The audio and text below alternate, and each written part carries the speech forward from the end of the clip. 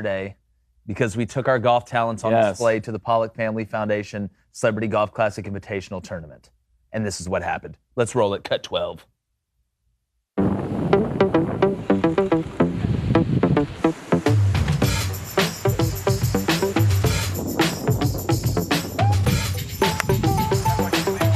This is mine now. This is my club now. Yes. Great.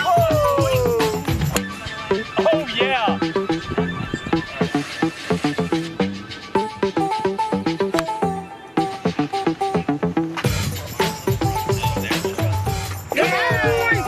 Let's go, man.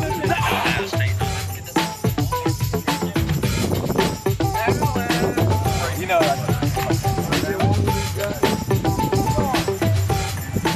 hey, good round. We showed up. Yankees third baseman Josh Donaldson receives a one-game suspension for calling White Sox shortstop Tim Anderson Jackie. The Celtics tie up their series with the Heat 2-2, and the Lightning sweep the Panthers. I'm Jake Crane. We're back live. You know what time it is. Welcome to Crane & Company.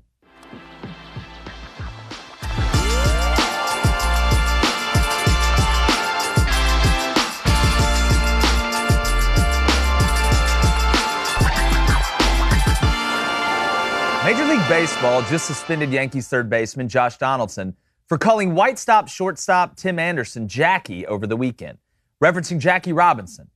Donaldson's white and Anderson is black, so naturally this caused an absolute uproar in the sports media, leading to a one-game suspension for Donaldson, and also the benches cleared. Off the cuff, it's just a stupid thing for Donzo to say for many reasons, but before he gets excoriated by everybody, let's just look at some simple basic facts. Josh Donaldson was referencing an earlier interview Anderson had with Sports Illustrated when Anderson said he was the modern-day Jackie Robinson because of how he was trying to change the game. Change the game how, you might ask? Like Jackie did, where his life was threatened almost every day? Or have to battle through segregation like Jackie Robinson did? Or maybe have to go through an internal uprising from your own team because they just signed a black player? No. Tim Anderson was referring to bringing more excitement to the game after he bat flipped a home run, got hit the next time up, and the benches cleared. What a horrible comparison to what Jackie Robinson achieved for the game of baseball, sports in general, and the United States. And to be honest, I'm struggling to find who committed the worst deed between Anderson and Donaldson. Is it worse to refer to someone by a name they chose to compare themselves to, or to compare yourself to someone who went through way more than you did in an era that none of us can still comprehend? It was totally unnecessary for Donaldson to say what he said, but getting a suspension over that is a little above the board. I don't know Tim Anderson, and I'd probably be willing to bet he's a really good guy having a really good season. But that comparison's a really bad one. And if you want to compare yourself to someone who's trying to change a sport by being flashy and introducing swag, then why don't you compare yourself to Ric Flair?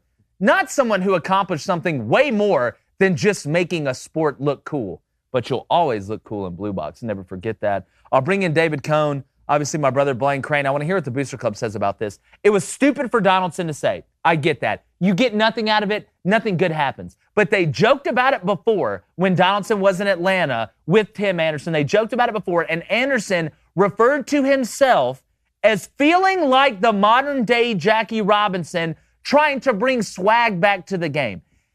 And whenever this happens in sports, and there's some sort of dichotomy, or there can be even an ounce of some sort of nefarious or racist category, they run with it. Stephen A. Smith went on ESPN today and said, you know what? Major League Baseball has 7.2% black players. And that's something that's really bad, and they should be worried about it, and this, that, and the other. But I never hear Stephen A. or any of these people that talk about how racist sports are ever say, well, if that's the case, the NBA has less than 5% Latino, Hispanic, and Asian players. Why are they discriminated against? Why are there only 15% white players in the NBA? You never hear it because it's a double standard. And it's stupid and it's soft to me. It doesn't make any sense. You referred to yourself as a modern-day Jackie Robinson, and then you get upset when somebody calls you Jackie in a joking manner? That, to me, How soft are we as a society? Yeah. That now this is it's so racist and terrible that now all of Major League Baseball is racist. Donaldson's a racist. It's just amazing to me how in the country we live in, and you know me, I'm not going down the political aspect of this because it's absolutely ridiculous and it'll continue to grow and grow.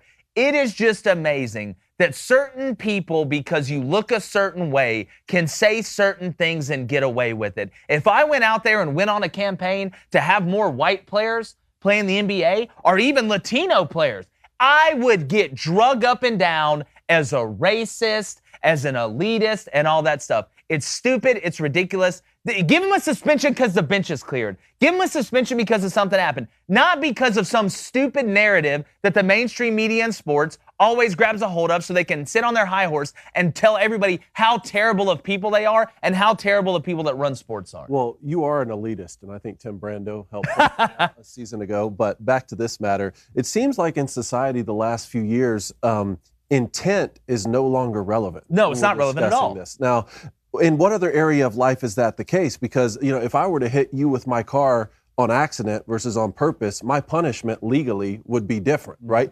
Let's just take Major League Baseball. If I hit you with a 100-mile-an-hour fastball accidentally versus on purpose, the benches would treat that a lot differently, right? So I don't know Josh Donaldson's intent here. But what I'm wondering is, does Major League Baseball? Because if an investigation happened and you found racist intent, then why only one game? Seems like the suspension would be longer than that. If you did an investigation and you found that there was no racist motivation behind calling Tim Anderson Jackie, then why a suspension at all? Now, I don't know these guys, but I know if Josh Donaldson was quoted by a sports magazine as saying, I'm the modern day Babe Ruth, I'm sure his peers will have something to say about it when he legs out a double. Now, as far as Tim Anderson, if you see yourself as the modern day Jackie Robinson, fighting prejudice on all fronts, then you're going to see everything in your life through the lens of prejudice. And I think this is an example of that. Well, Blaine, when I'm looking at it, what Jackie Robinson did for not only baseball, but sports in general, it's very hard to compare in any aspect that has to do with sports outside of the first African-American player in certain leagues and stuff like that. The stuff that Jackie Robinson had to go through, and I'm not saying that Tim Anderson has always had it great. I'm not saying that Tim Anderson is somebody that sits on a high horse. I think this narrative took hold, and Tony La Russa calls Josh Donaldson a racist. Well, Tony, the area you came from, buddy, was a little bit different. And if I was you, I would worry about not getting drunk and getting behind the wheel of a car as opposed to judging other people, because you're lucky you're supposed to be a head coach. But that's the thing nowadays. You say one, and what Josh Donaldson, it would have been totally different if Josh Donaldson would have used a racial slur. That's totally different. That's out of bounds. Not even close. But to get upset because somebody called you what you referred to yourself as absolutely blows my mind and shows me where we are. And everybody's going to run with the Stephen A. Smiths and everybody that gets on there and cries about how bad they have it. All right, Stephen A., let's do it equal then. The NBA, the sport you love, the sport you cover, the sport you be bloviating that, all that stuff. Why don't you call them out on it? Why don't you call them out on anything that has to do with it? No, you're going to go to a certain segment of people, whether it be in the NFL. They're all racist, right? That's what I say. Oh, the NFL owners, they're all racist because they won't hire certain people, but yet the league is 80% a certain color. I guess Major League Baseball doesn't. These owners and these GMs don't want the best players on their team because the way that they look. That is such a stupid, ridiculous argument. If you're good enough to do it, the reason baseball doesn't have a ton of African Americans in it, it's because of, number one, baseball's a very expensive sport when you're younger. It's a very, very expensive sport to get in, just like hockey is, just like some other sports is. There are more reasons outside of Major League Baseball is inherently racist, which Major League Baseball with Play 60 and doing all this stuff has done a ton to combat it. But you either hit the ball well enough to play, field the ball well enough to play, pitch the ball well enough to play, catch the ball well enough to play. It doesn't matter what you look like. If you're good enough, you're going to play. We have got to get out of this absolute soft victimhood mindset in sports because it's killing it. It's killing sports. You guys, Stephen A., talking about stupid stuff like this and calling people racist for no reason. You've watered down the term and you're ruining sports. So from everybody that loves sports growing up the way it was, stop it. Stop it. Please, just stop. If something racist happens, then we'll call it out. This isn't a racist thing for Major League Baseball. I'm so sick of you guys thinking that you're so morally superior to everybody because you go on ESPN and spew your BS down people's throat. You're the reason I made this show. You're the reason we're here. And I'm sick of it. Grow up. Be tougher. Blows my mind. Well, boys, good to be back in studio. Good to be back. Did well in the golf tournament. I like that. The thing with me is like this is petty to me. This is petty. One, if I'm going to look at it, I look at the history between these two guys. If you've already joked about this between one another, right, to where it's funny, there's no racism about it, because if you've already done this before, this would have came out a lot sooner than what it came out on the field. Because that just doesn't make sense to me, because you joked about it. Like, you talked about it before in person. If it's not a problem then, but it's a problem now. And I kind of look at Josh Donaldson's reaction to all this. He didn't run. He didn't go running high in the locker room where no one can find him or anything like that. He went straight to the media and completely explained the situation. You know, and to me, like, I look at it and there's no way I can look at this and say that Josh Donaldson is a racist. One, you called yourself Jackie Robinson. All right, one, you're not Jackie Robinson. You're not Jackie There's Robinson. one Jackie Robinson. There'll always be one Jackie Robinson. And two, just the reaction of everything really didn't make sense to me. If it's not a problem then, it can't be a problem now, just because you want to base it on the way society is. Society right now is if you do one wrong thing that can't even be wrong, you will be deemed a racist. And it's sad. So what were the details before when they joked about it?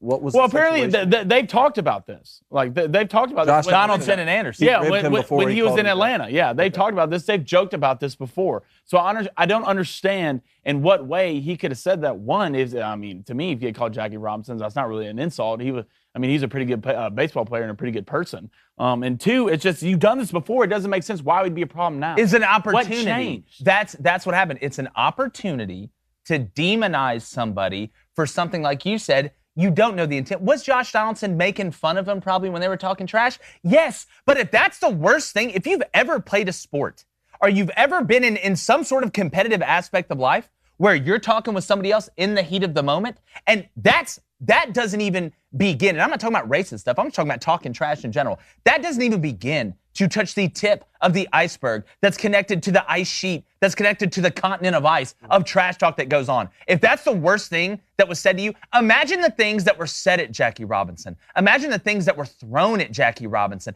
Imagine what happened when there wasn't social media and cameras everywhere behind closed doors with Jackie Robinson. It is so ridiculous, and it just... I want to get up here and talk about Tim Anderson hitting .359. I want to get up here and talk about Donaldson getting moved to the Yankees, and maybe that's one of the big catalyst reasons why they're making a move in the AL East and look somewhat relevant again. But no, you have to answer this, because it's like we can't get through a sports cycle just talking about normal sports. Again, if something racist or horrible happens, it happens. I'll be the first one to call it out with you. I'll be right there. This isn't it. This isn't it. And it's slowly eating away at people's love for sports. We get messages all the time. Thanks, guys, for making it about sports. Thanks for making it about sports. Thanks for making it about sports. Because people are tired of this. They're tired of watching the Stephen A's and them get up there and tell them they're all racist and that this half of the country's horrible and y'all aren't good enough and we deserve this and it should be this way. You don't have all the answers. You don't. Let's talk about sports. He called him Jackie. The dude referred to himself as Jackie. We are so soft. We are Charmin ultra soft, and it's sickening to talk about. What does the Booster Club say, Blaine? You know, I mean, they're agreeing with you. I'm gonna be honest about that. Let's go, Brian Baugh. Anderson freaked out for publicity. Nobody outside MLB fans knows he is now probably going to be more famous and probably get a Nike deal. Oh, again, it's an opportunity. That's what we have, and it's not a good opportunity. When you have the opportunity to be declared a victim, especially of racism these days, it's almost like getting a ticket to Wonka's factory, especially when you stretch something like this. It's opportunism, and it's ridiculous. If you honestly think that these GMs and owners, whether it's Major League Baseball, whether it's NFL, it's NHL, whatever, would rather not hire either a really good player because of what he looks like or a really good coach because of what he looks like when it can lead to them winning and putting money in their pockets, you are sadly mistaken, and you need to get out of your ivory tower. I'm just telling you. This doesn't happen the way you think it happens. This doesn't happen the way that ESPN wants you to think that it happens. There is so much more unity in sports than there is anywhere else, honestly, in where we're at in society. There's a lot more people that look different that come together and become family because of sports than really just about anything. So to use sports as your vehicle to try and continue to say how racist everybody is and how horrible everything is here, I've about had enough of it. And we had to talk about this because we had to talk about it. But I would much rather talk about the White Sox being second in the division. I would much rather talk about this. It just, again, the hypocrisy and the overreacting and the overreaching by people that find a chance to be victims and want to exploit it. And the crazy thing is, it's not like Tim Anderson's hitting 150 and struggling, Cone. Mm-hmm. It's not like he needs this to resurrect his career. Tim Anderson is a hell of a Major League Baseball player. I know. That's why I'll be interested to see what his comments are on their previous interaction.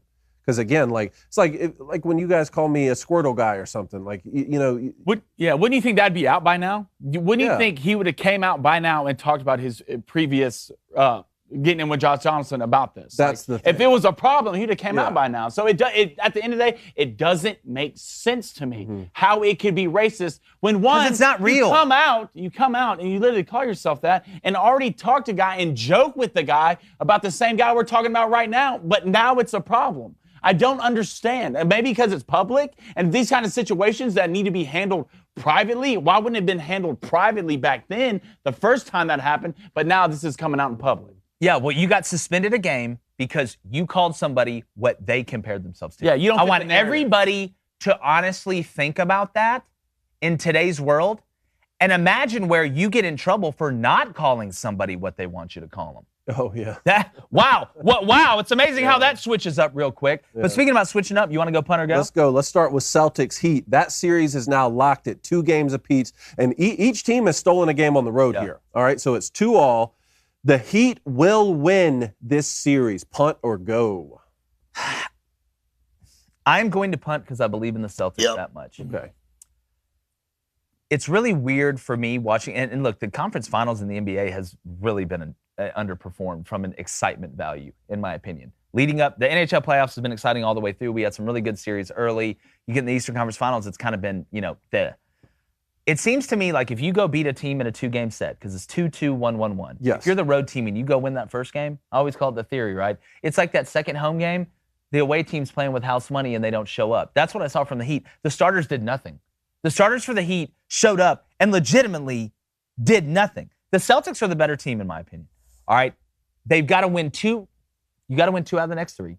It's 2-2. You got 2 games in Miami, 1 at home. I think with the combination of what the Celtics have off the bench, I know Robert Williams was a little bit beat up. He hobbled through, but he made it through. With Grant Williams, the guys that they have, I do think the Celtics are a better team. And I want to see some good games over this last 3 games if we do get 3 and it goes to a Game 7. Because these games have been blowouts on either side. One team shows up, the other one doesn't. I would like for both teams to show up and play well because I love the matchup.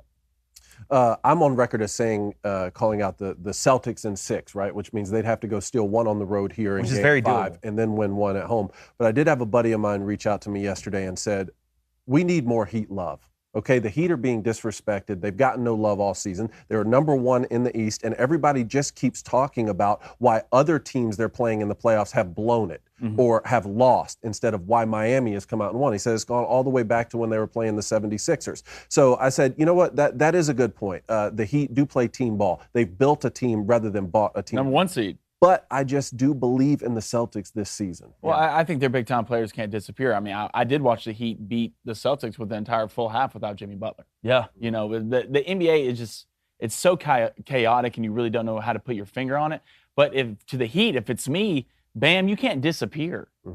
Jimmy, you got to take more than 5 shots. We can't afford for you to have a bad game. Role players have to play well, but your stars have to play. And Kyle has to dictate the tempo of the game. You saw the difference in that game was the Celtics dictated the tempo in that game, and when the Heat aren't really running against the Celtics are just an overall, in my opinion, better team. That's what play better defense. Their role players are better, and Jason Tatum is a star, and then you got Jaylen Brown. I mean, you have the guys to win, and they play the defense to win, but to the Heat, your stars can't disappear in this series. The stars need to be there every game in the series for you to win this series because you're playing against a bunch of guys who got drafted together, have been playing with with each other for a while now, and their time is coming. So Jimmy Butler, you can't afford to disappear. Bam, be a great player, not a good player against this Celtics team. That's the only way you're going to win. We talk about experience, right?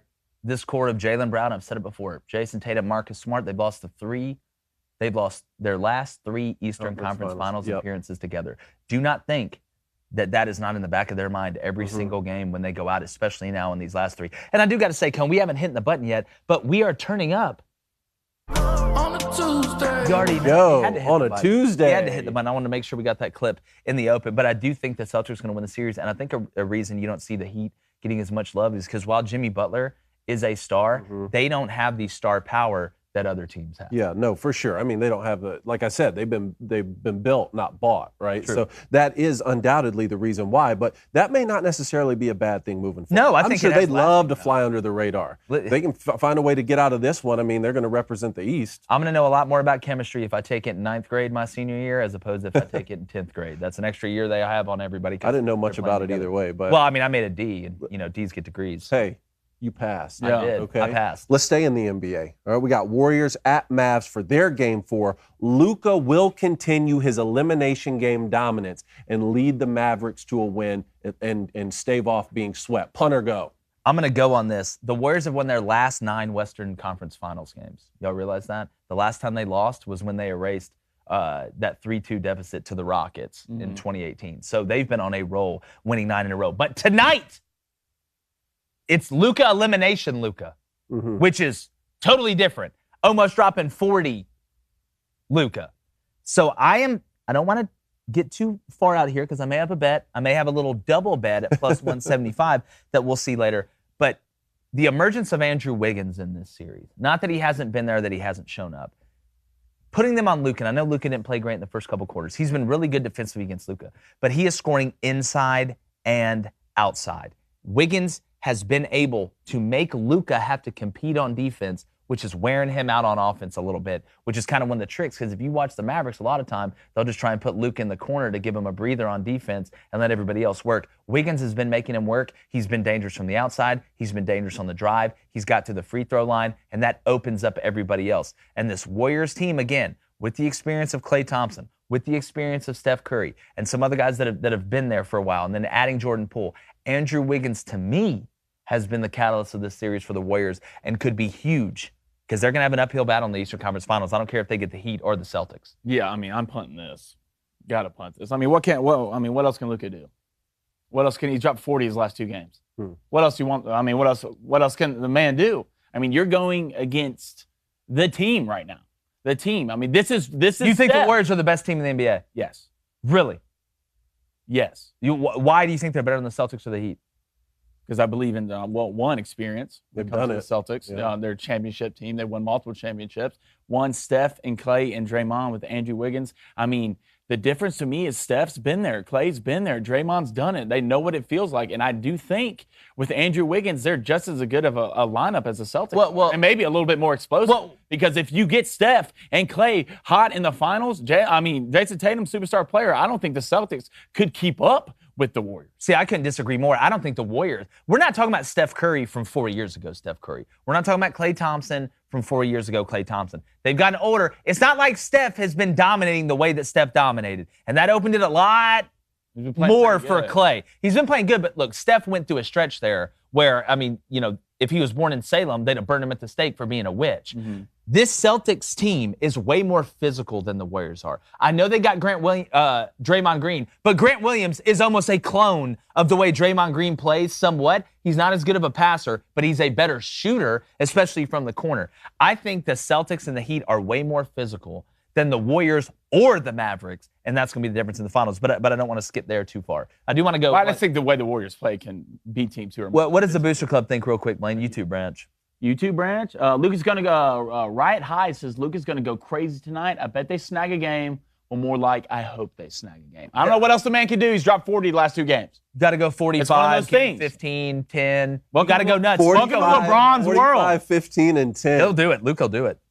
Would that still get the job done? Okay, Hopefully Colleen tonight. Houston, how does this result in a suspension of baseball when we live in for trash talk? We hear this during mic'd up NFL games all the time. Because it's a double standard. Again, The NFL's a little bit different, and being mic'd up's a little bit different. They can choose what you hear, and they don't typically put people on blast when they're mic'd up. But I'll say it as simple as this, and there's no other way I can say it. You just suspended a player because even if it was mocking or not, he referred to somebody as somebody they compared themselves to. Just let that sink in for a second, and then I want you to think about it. Instead of jumping to the conclusion, just think about that. That'd be like if I said I was the modern day Albert Einstein. I would not say that, but let's just say I did.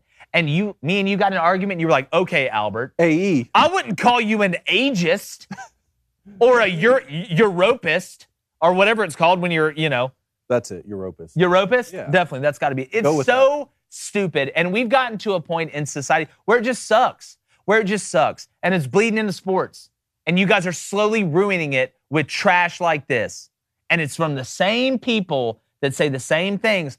I can say this because I look this way. You can't say this because you look that way. That's the most racist thing of the whole deal to me. One more, Blaine, from the Booster Club. Texas Ed said, teams that are built and not bought don't sell the swag that the bought teams do. The owners are about making money.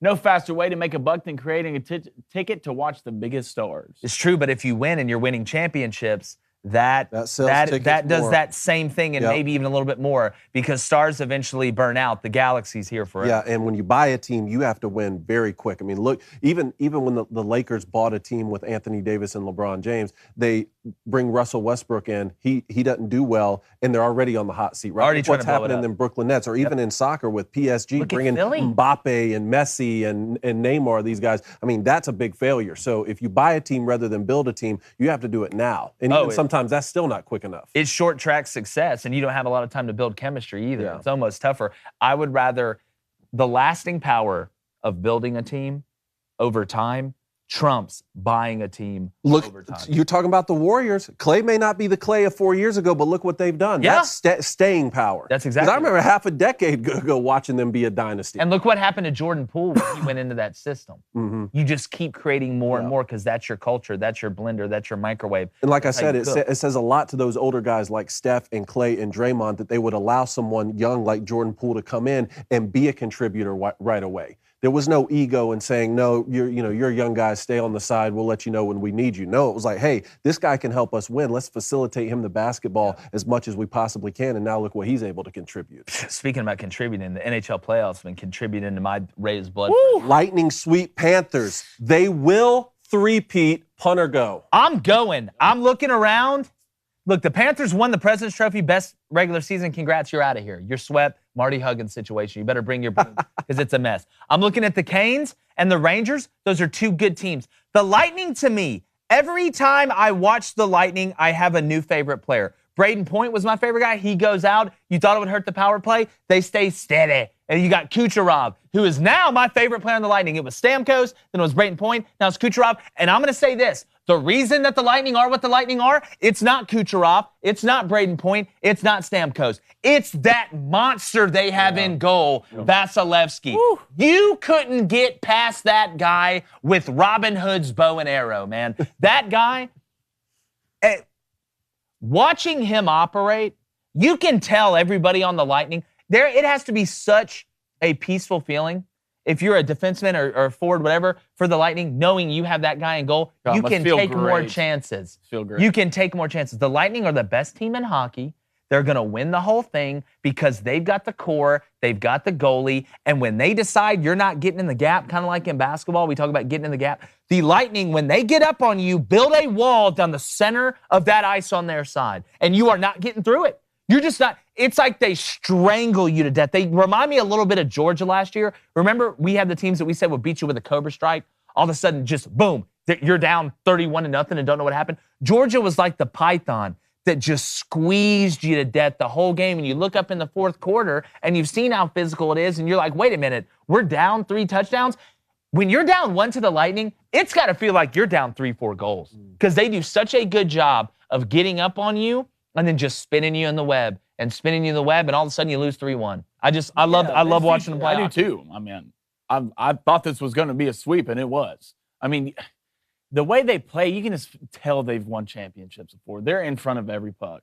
There's not a puck they won't get in front of. I've never seen them being out physical in a game, and they're just so smooth with everything they do. I watched the Panthers. Maybe it was Game 3, and I don't think it was Game 4, but Game 3, the Panthers played great. They played great. They played great, and I think they lost by 3.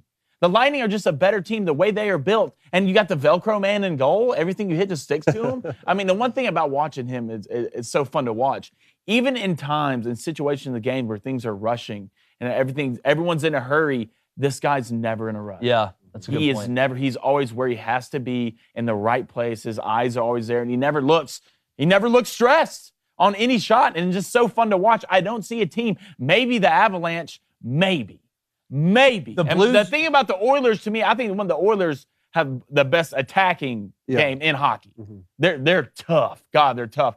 But over a 7-game series, I like the Lightning's defense in that. And the Oilers go, I think it was Mike Smith maybe. Last time I had a great game, but that won't last against a team like the Lightning in a 7-game series. No matter the sport or whatever it is, I promise you, defense will always travel. And in big games and big series against good offenses, a good defense, if your offense is decent enough, will win you that series. I agree. Yeah, the Lightning, and I know we're going to get to break, but the Lightning, to me, are like a baseball team with a dominant pitching staff and just good enough hitting. Yeah. You give them 3 runs, they're going to lock you up. You're going to win 3-2. You give us 5, we're not losing. That's what they remind me of, and that's how you win, like Glenn says. And you add on the experience of having 1, 2 in a row. That's exactly right. That's all you need. And I'm sure we're going to talk Canes Rangers when we get back. But if you want to watch or listen to the rest of the show, head over to thedailyWire.com, become a member, or listen on Apple, Spotify, or wherever you get your podcast. Make sure you subscribe, leave a 5-star review for your boys, and share it with your friends and the people you just met. We're going to be right back with more hockey and great sports coverage to help you get through your day.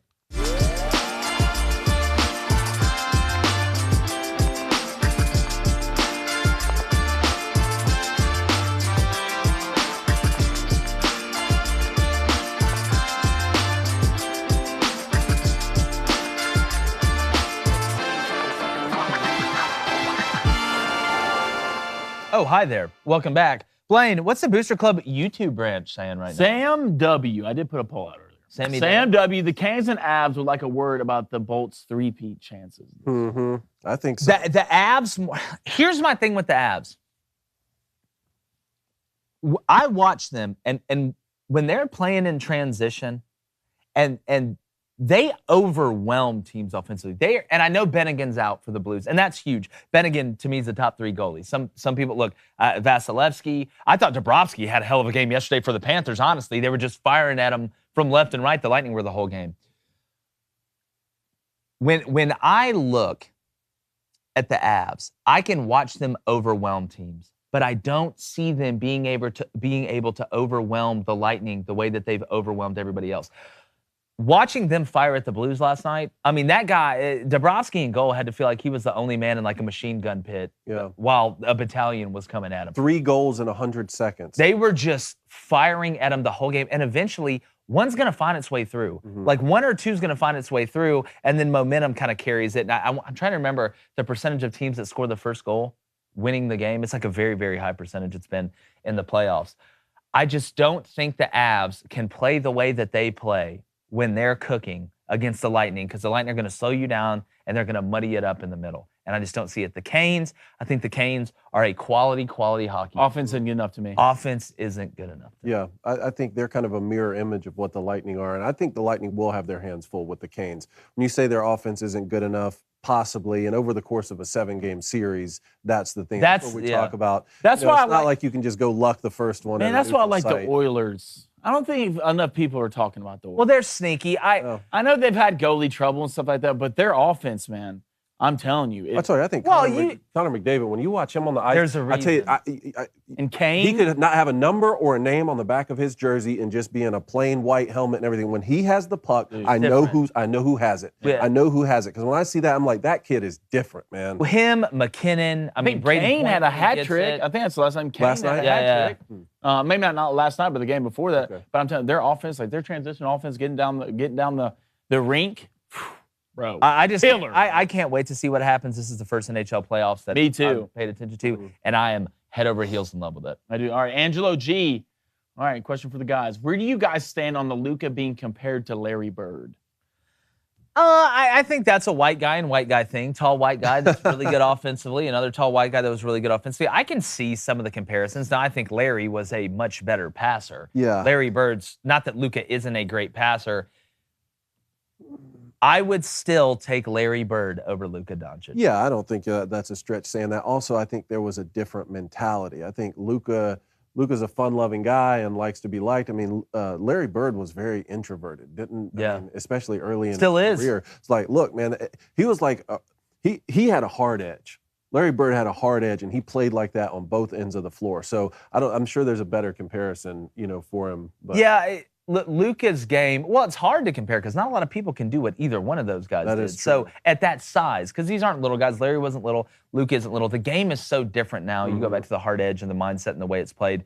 It's hard to make those old school comparisons, but I can understand it. Yeah, their game mirror each other in a way. Yeah. Luka's just kind of different in the way he plays, man. It's just, we're used to, fast threes, coming off pick threes, Crazy quick dunks. handles, winning one-on-one. Luka just lulls you to sleep. It's lulls you to sleep, and then you look up the scoreboard, and he's got 38 points and 12 rebounds. That's the thing. It's like Luka. That's why I made the Greg Maddux comparison. You're like, oh my goodness, this dude's throwing 88 to 90. I'm going to get up here and hit this ball to the moon. And then you don't realize how you just went 0 for 4 with 4 strikeouts because it is somewhat of a different speed that he plays at. I think one of the coolest contrasts we've seen in American sports is Larry Bird and Magic Johnson. And now the Eastern and Western Conference Finals MVPs are going to be named. The Eastern Conference Finals MVP is going to win the Larry Bird Trophy. The Western Conference is going to win the Magic Johnson Trophy. And it had, I know one was on the West Coast, one was on the East Coast. They dominated against each other in college basketball too. But it had so much less to do about different skin colors to me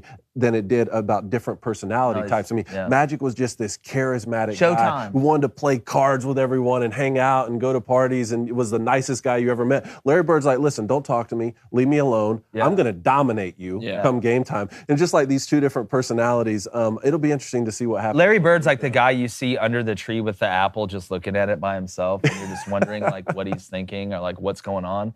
But speaking we about have to talk about this Justin Thomas situation. Yeah, I think we got a clip. Justin Thomas made some comments on Jimbo Fisher. We have this clip here. But what I want to say is Jimbo will have a press conference likening Justin Thomas to God, punt or go.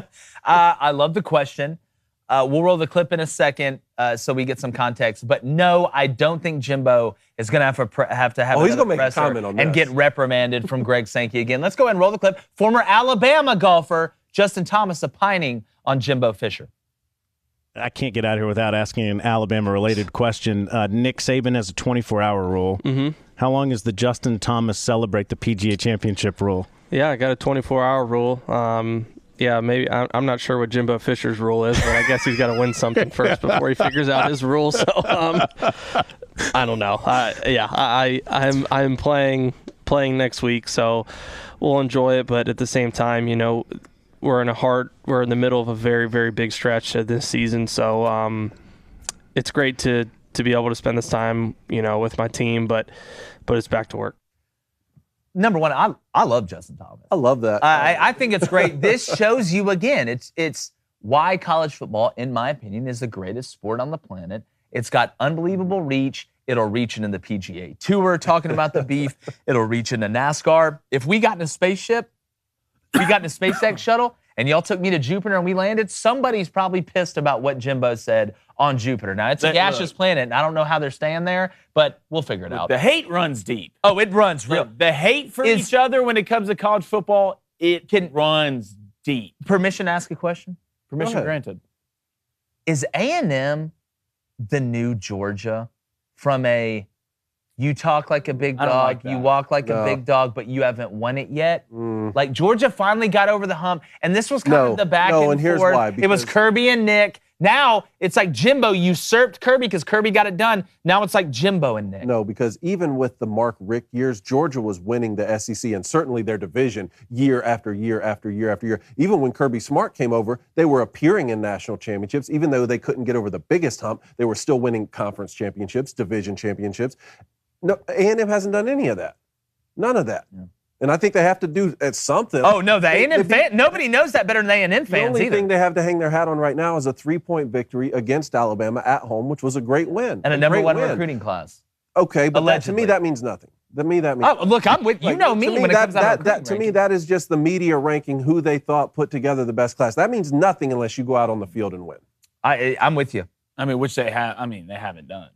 But guys, think about it. Georgia was the team that everybody made fun of because they were at an elite level. Then they won the national championship. Now Georgia joined the cool kids table, and everybody's pointing at A&M. Like, why are you? SEC first? Yeah, exactly. Win the SEC first, then everyone's going to start. Now I will say I did think that they should have gotten in. I'm talking pointing it and laughing. The year they went 7-1, I think that they had a really good case to get in the college football. I thought they should have over instead of Notre Dame. So I will say that. And who knows? Once you're in the Final Four and they had a good team, who knows what they can have? You know, that's a great segue. Let's go ahead. Let's go and do the quick hitch. You want to go and do college football quick hitch? Yeah, let's do it.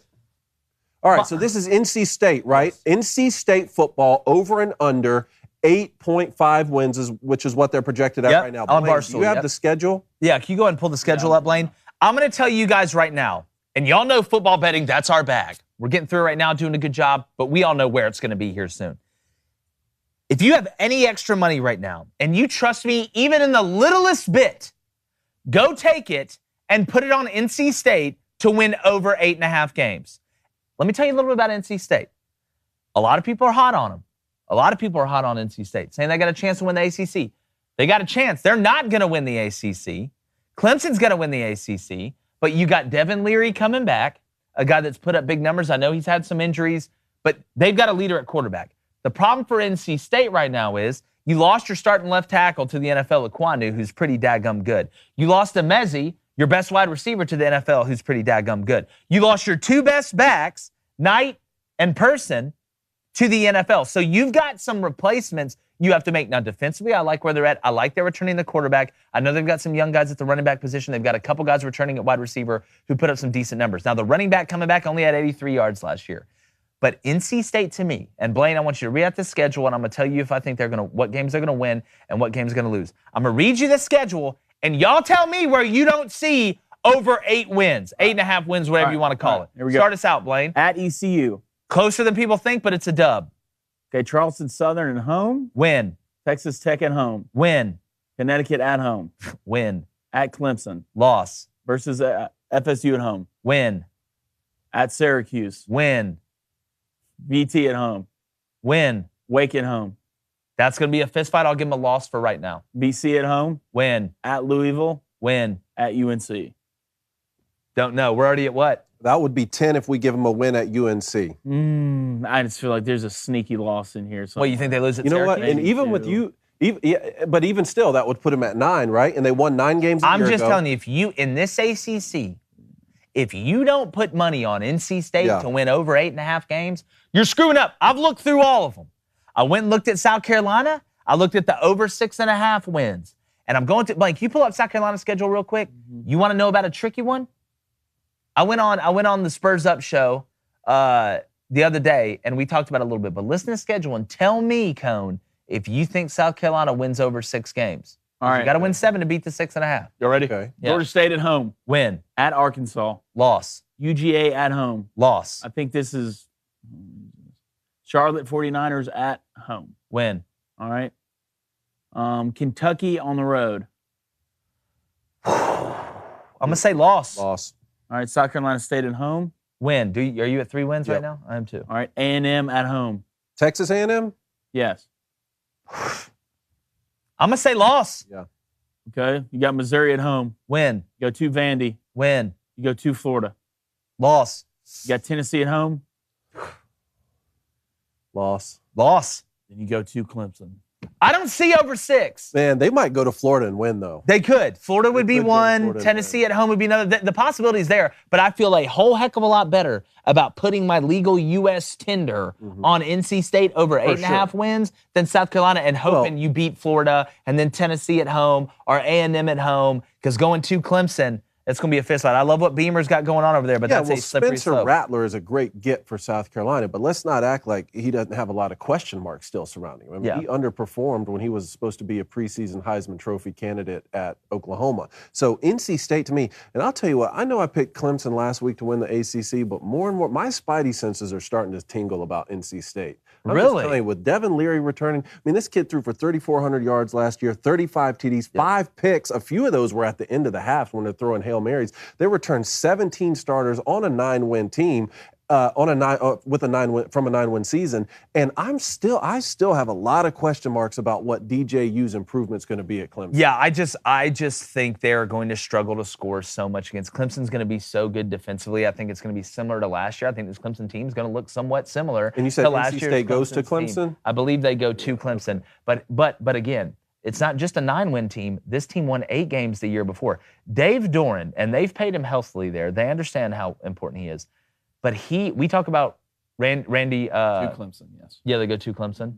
We No, talk that about is tough. We That's talk about Whittingham at Utah being the most underrated coach in college football. Dave Doran is starting to get up there a little bit. He's been sneaky at NC State, and they've gotten better and better and better. And they won't have Miami, right? I didn't hear you call off Miami. I didn't hear Miami. So, but they will have to play a tough Wake. What's team. what's the Booster Club think, Blaine? Are they Jimbo feeling Eagles NC says, State? don't write off Vandy like that.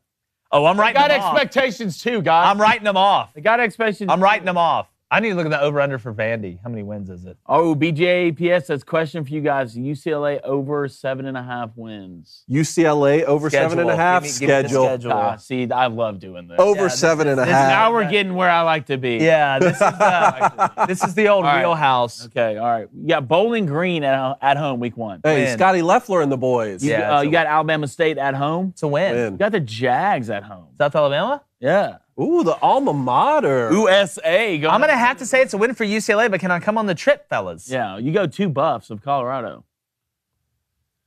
I'll give them a win. I think they win that. You got Washington at home. Win. You got Utah at home. Loss. You go 2 Oregon. Loss. You got Stanford at home. Win. You go 2 Arizona State.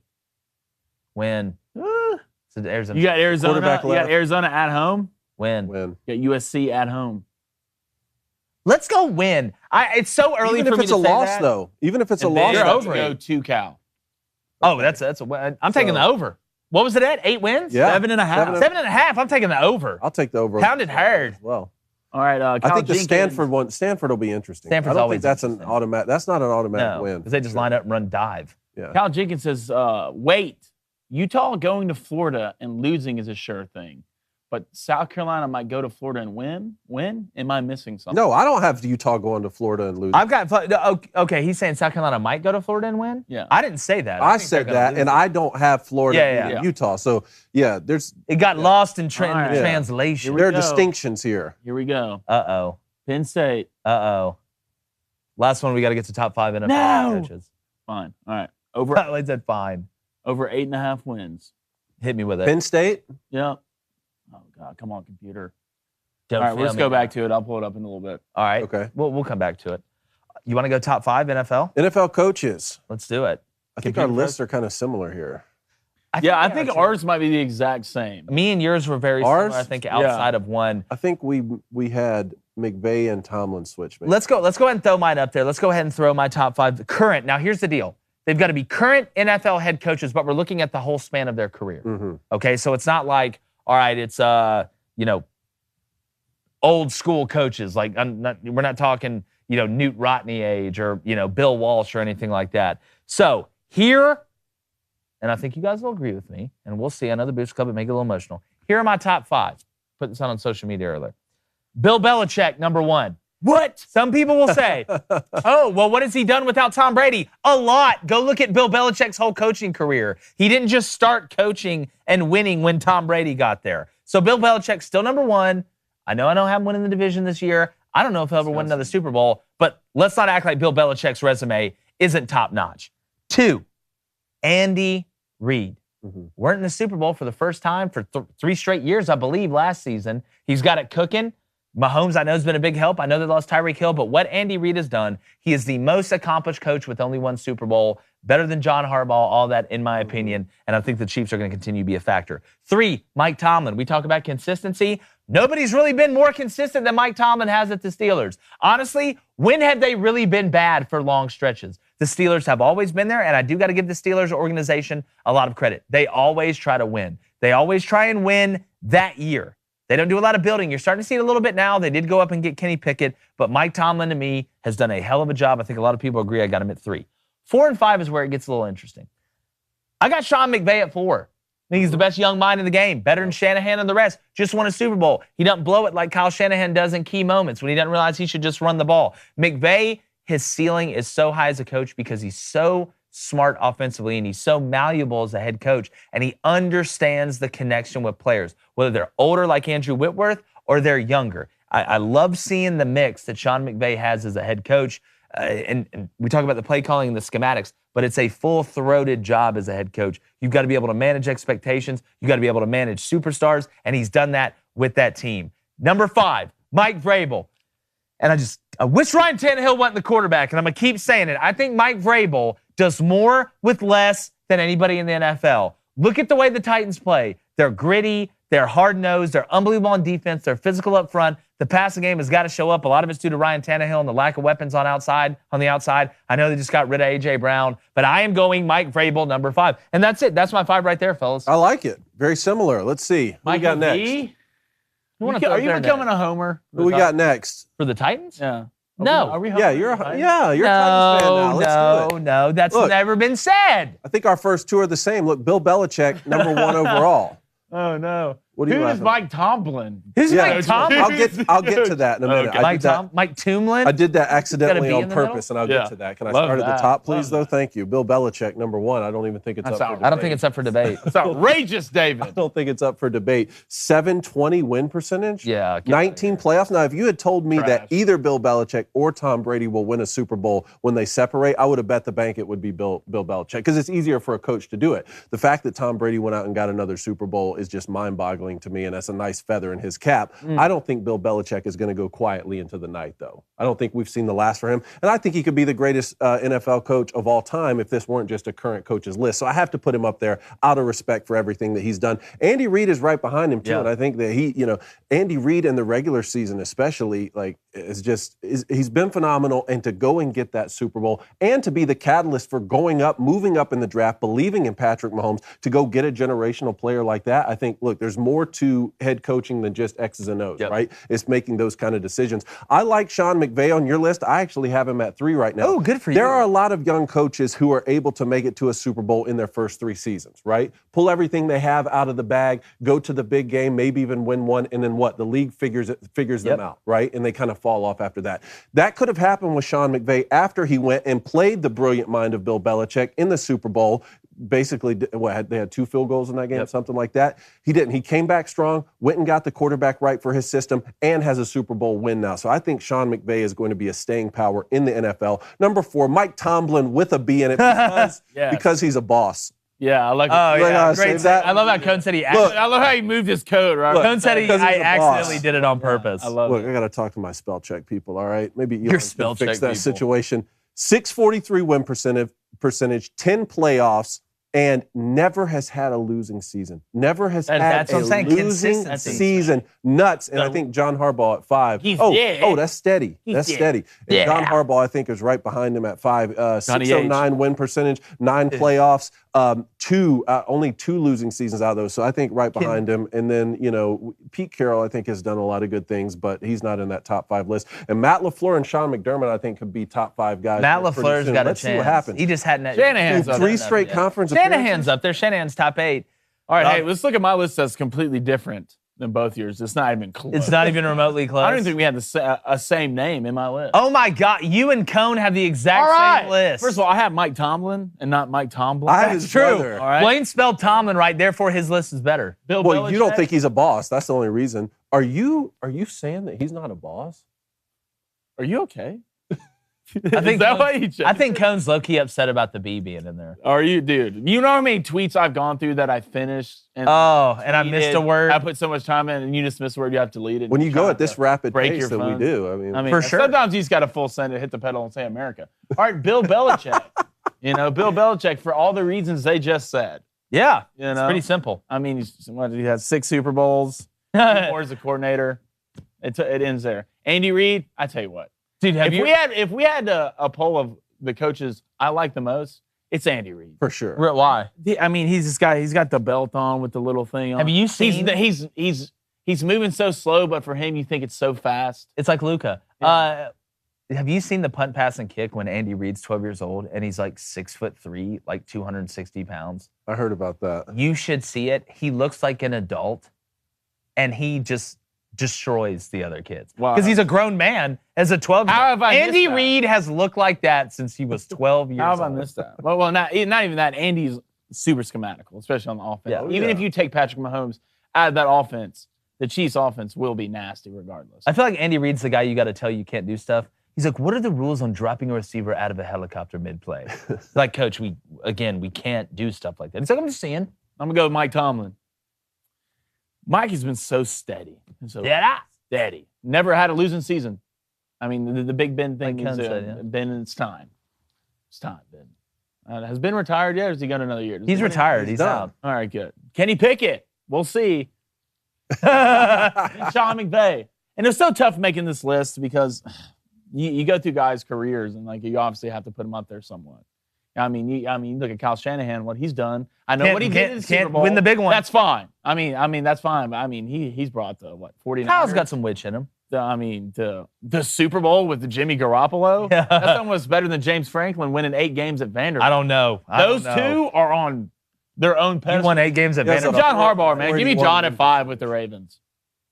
At 5, you got John. Yeah, give me John. Can you just imagine beating your brother in the Super Bowl? Like how You that know how Thanksgiving much- is. Anytime like Jim Harbaugh would ever say anything, it's like he's like, "Oh yeah, John, check out my new car." John's like, "Hey, you remember the time you lost the Super Bowl to me?" Yeah. The thing about if I almost coach got against fired you from in the Michigan. Super Bowl, like I would tell my players, like whenever like a play happens near you, just to say the funniest stuff to you. Just to say this. Say this. Yeah, say this. We speak geek in the All right. Well, we know what time it is.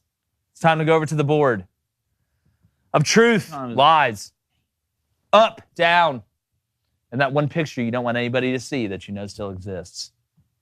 Here's what we got. And guys, you have some months that it's a fist fight. You got to dig down deep. You're struggling to stay above water, but you're above there.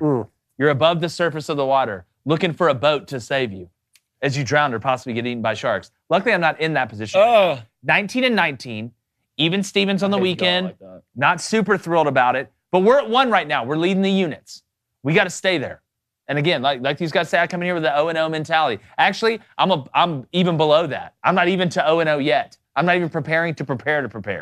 So once that happens, at the end of the month, I want to be the one giving the speech, but nobody's talking about that right now. You're talking. Got along with nobody is just talking talk- about it Sounds like right you already now, wrote it. Blaine. Sounds like you already wrote it. No, Cone, don't. probably goes home. That's a Don't good turn thing. on me, too. That's He a probably good goes thing. home. E2 tonight, Kone? has like a little light. He just clicks on. He just. Did you in say there- E2? In there, E2 Brutus? I said in there E2 making Kone. little adjustments to his speech. No, I'm Just not. crumbling up papers and throwing them away. This is a big. I'm not Winston paper Churchill over in in this the thing. corner. So here's what I got tonight. Luka for a double-double and the Mavs to win. Plus 175. Like I said, I woke up this morning, saw 2 buttons, normalness and violence. I chose violence. So Luka Doncic double-double and the Mavs to win. Plus 175. And then the Edmonton Oilers. When you strike oil, you strike what? Gold. They call it liquid gold. Edmonton's been playing with liquid gold lately. Not literally, but they've been playing like liquid gold. I like the Oilers tonight. Let's go ahead, put another dagger into them. Luka and the Oilers. One's at 8, one's at 8:30. Between the times of 8 and 10:30. Don't call me. Cone, what do you got? I've done some math here, okay? 14 picks remaining in the month. I need to win 11 of those to finish in the green. All right, we need to go 11-3. That's a 79% win percentage right there. So let's start. New pad? Wait a minute.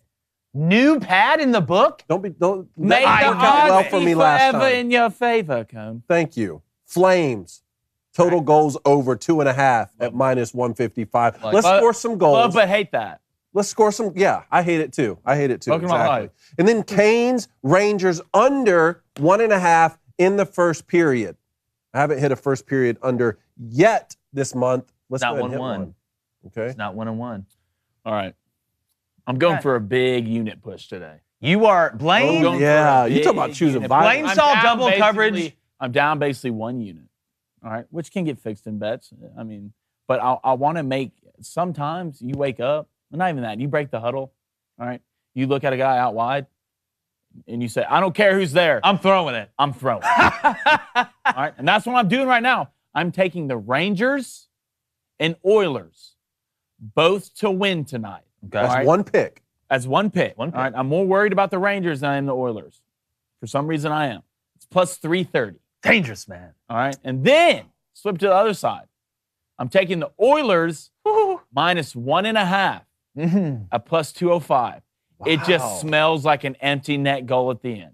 It's like, My man. It just smells Two of those right like there, an empty man. net goal at the end. And guys, sometimes in life, sometimes you got to take chances. sometimes you got to put on the blue What do they blocks. say in the other guys? Sometimes the world will show up at your door. And it did. And it I think did. those bets. Speaking about the world, Baby Cone's 17-6 overall and 14-6 for the month. He's up like 6 units. So son's a this genius. kid was up like 8 David, units your last son's a month. I mean, you're 6'6" What are- in the 5th grade. I mean, you're taller than most of the dads. It's the truth. Your son's a genius. And he's taking the Canes Rangers under 6. I should just take your son's bet as one of my bets every time. Yet I still refuse to do it. Been It's having like to hear golf. a lot about It's it like in Will the Ferrell house. said on SNL and golf. It's hard, it's expensive, but yet we keep on doing it. Yeah. So that's kind of how we look at it. But I do got to say something. Yesterday, we did a most annoying fan bases. Mm. And we all know that I'm engaged to an Alabama fan. Yes. And Oh, he's yeah. from I Auburn. forgot you had to do this. I don't have to do anything. Yeah, I'm you But choosing what happened? I don't know to anything do. about this. I got a definitely call have to do yesterday. this. I'm Got hearing a this call for the first time. yesterday on the way home Mhm. from Reed, my fiance. Okay. She had just gotten a call from her mother, Miss Trudy, who watches the show, loves the show, Mhm.